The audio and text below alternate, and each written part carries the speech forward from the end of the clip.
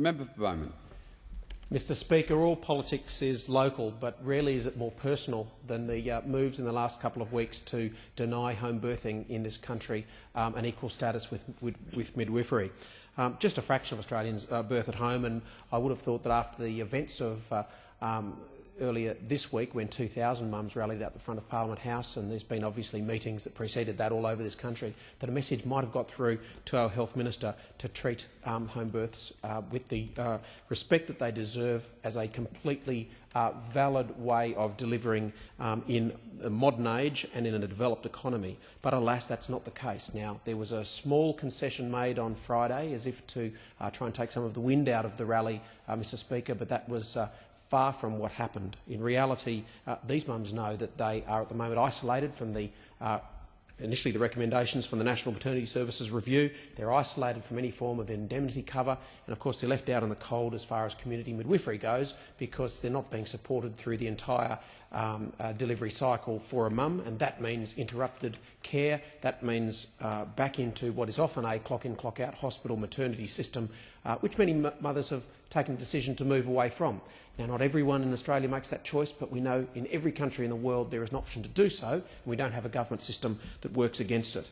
What we know from Cochrane Collaboration, the non-governmental group that collects and collates and meta-analyses research from all over the world, is that there is no significant difference in safety for low-risk mums to deliver at home or in a hospital. We also know that, more importantly, women should have a right to both choices in a developed economy, and finally that in fact in hospitals themselves there's often worse outcomes for mums because of the slightly higher or far higher levels of intervention, and most people will relate to that. I want to recognise before I go further though that home births have played a really important cultural role as well.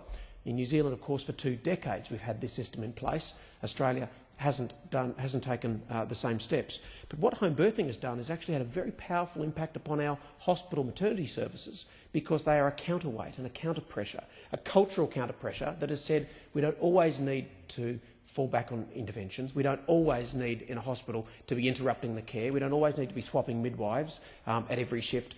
And that force has come predominantly from the home birthing movement, and that must be acknowledged and often isn't.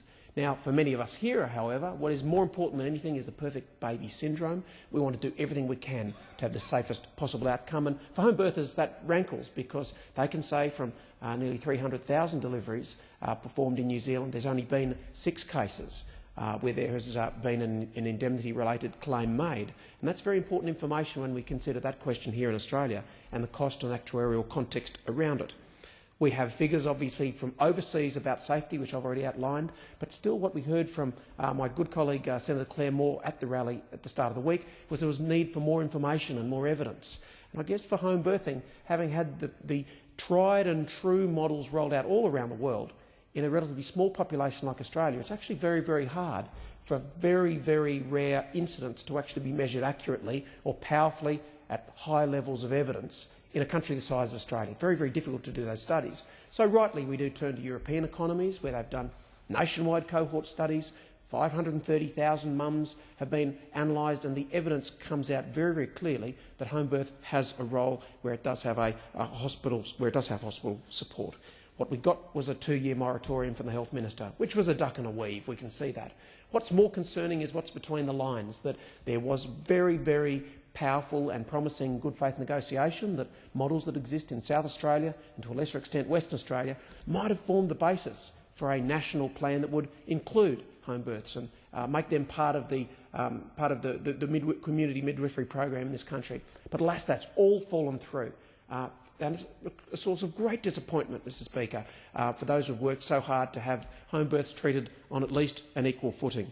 What I think these people are calling for is a single maternity care system where everyone who is involved is registered as part of the midwifery profession, and that indemnity is provided to those practitioners, and that the support, the continuity, the good faith is extended out to home birthing. We know that that is not occurring at the moment, and we will see more of this community action, Mr Speaker. This issue is not over yet, and let this be a warning to the Health Minister that this will be a fight of great fervour, of almost evangelical zeal, because it's an issue of right. And it's an issue of right for mums to care for, in a developed economy, what is a safe way of delivering babies.